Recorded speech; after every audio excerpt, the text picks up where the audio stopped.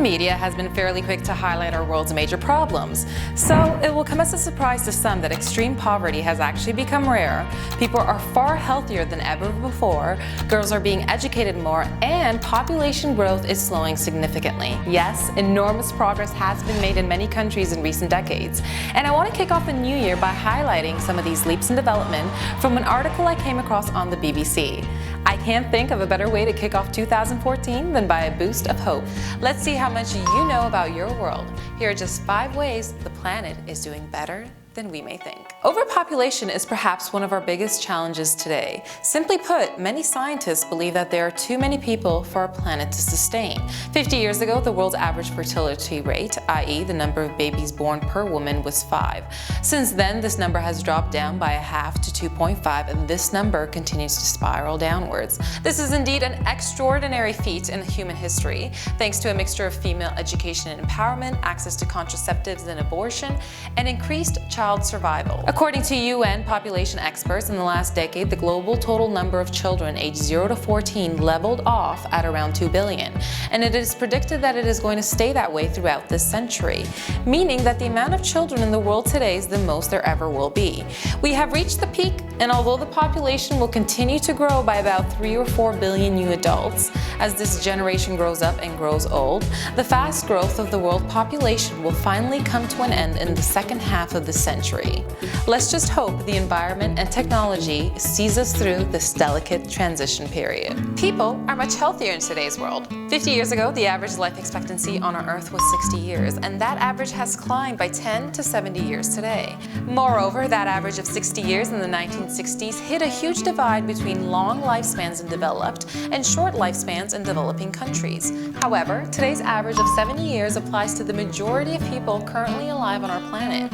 Many countries have risen in terms of health and wealth, and that has no doubt had an impact on this rise. Along with the increased lifespan, childhood mortality has also dropped significantly.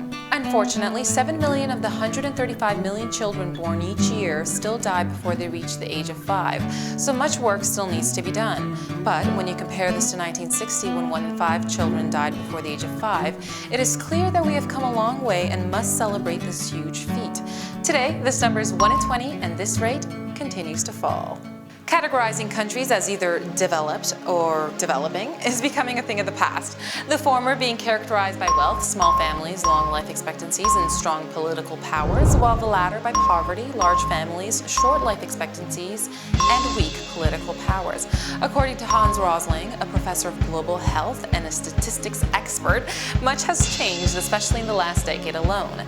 The nations of today's world have become harder to sort into just 2 types, as so many of the formerly developing countries have been catching up.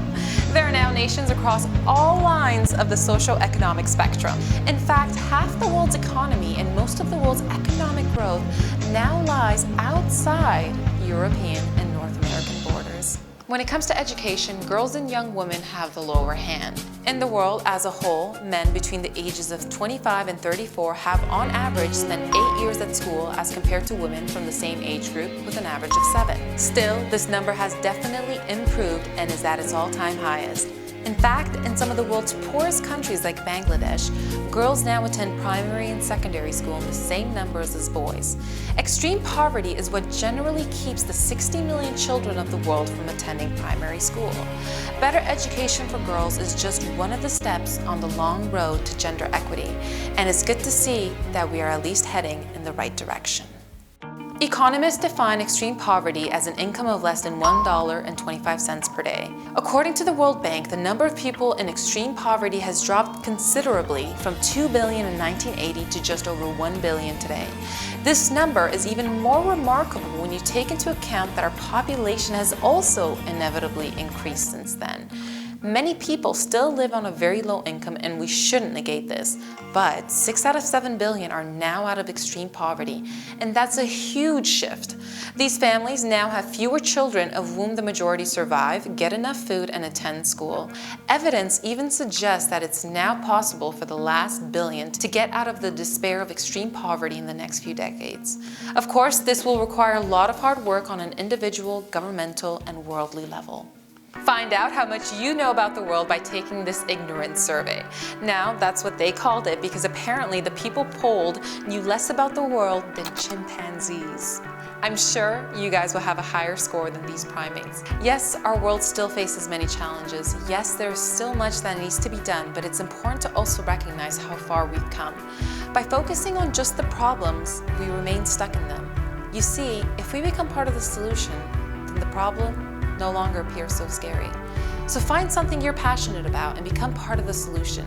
Here's to an even better 2014. That's it from me.